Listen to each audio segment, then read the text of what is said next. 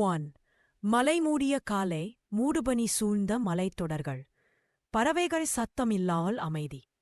அந்த மலைக்குள் ஒரு பெரிய கோட்டையிலிருந்து ஒலி. வீரனே எழுந்திரு.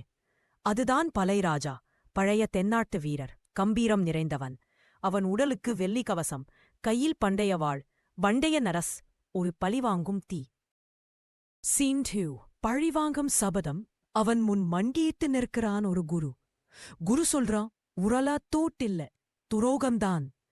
பலைராஜா கையை வலுப்படுத்தி சொல்றான், என் பேரரசை எடுத்தவன் உயிரோட இருக்க முடியாது. நான் திரும்புவேன் என் நாட்டுக்காக. சீன் 3 மறைவு வருடங்கள். பலைராஜா மறைந்து போறான். அவன் மக்களுக்கு மரணம், பயம், பசியும் துன்பமும். ஆனா ஒவ்வொரு இரவும் கிராமத்தில ஒரு கதை. பலைராஜா இன்னும் உயிரோட இருக்கிறார். மலைக்குள் ஒளிந்திருப்பார். அவர் திரும்ப வருவார். சீன் 4 புதிய வீரன். 20 வருடத்துக்குப் பிறகு ஒரு இளைஞன் அரிசன். பலைராஜாவின் பழைய வாள் கிடைக்குது. அவன் அதை எடுத்தவுடன் வாள் தானாக ஒளிருது. அவன் குரல் கேட்கிறான், வீரனே, என் கதை இன்னும் முடியல. என் பலைராஜாவின் வாரிசு. சீன் 5 ரகசிய குகை. அரிசன் மலைக்குள் குகைக்குள்ள போறான். அங்கு பலைராஜா கல்லாக நின்று இருக்கிறார், வாளோட சேர்ந்து. அரிசன் வாளை அந்த கல்லோட வைக்கிறான். அந்த நொடி முழு மலை அதிருது. கல்லு உடைஞ்சு பலைராஜா உயிரேறான்.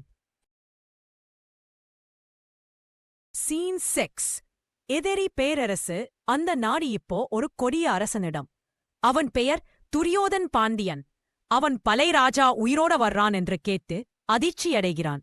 அவன் சொல்றான், இது வரலாறா இல்ல கனவா? அவன் 1000 வீரர்களை தயார் பண்றான். சீன் 7 கடைசி போர். மலை அடிவாரத்தில் நெருப்பு, வானம் சிவப்பு. பலைராஜா குதிரை மேல் வர்றான். அவன் பக்கம் பரிசன், அவனோட புதுப்படை. முன்னாடி துரியோதன் படை. பலைராஜா கத்துறான், இது என் மண். என் மண்ணுக்கு எதிரா வந்தவனுக்கு மன்னிப்பு கிடையாது. போர் வெடிக்குது. வாள்கள் மிங்குது. இரத்தம் மலை போல் சிந்துது. சீன் 8 மன்னனின் மரணம். துரியோதன் தரையில விழுந்து வாளால் காயம். பலைராஜா வாளை அவனின் மார்பில் வைக்கிறான். அவன் சொல்றான், இது என் நாட்டின் நீதிக்கான வெற்றி.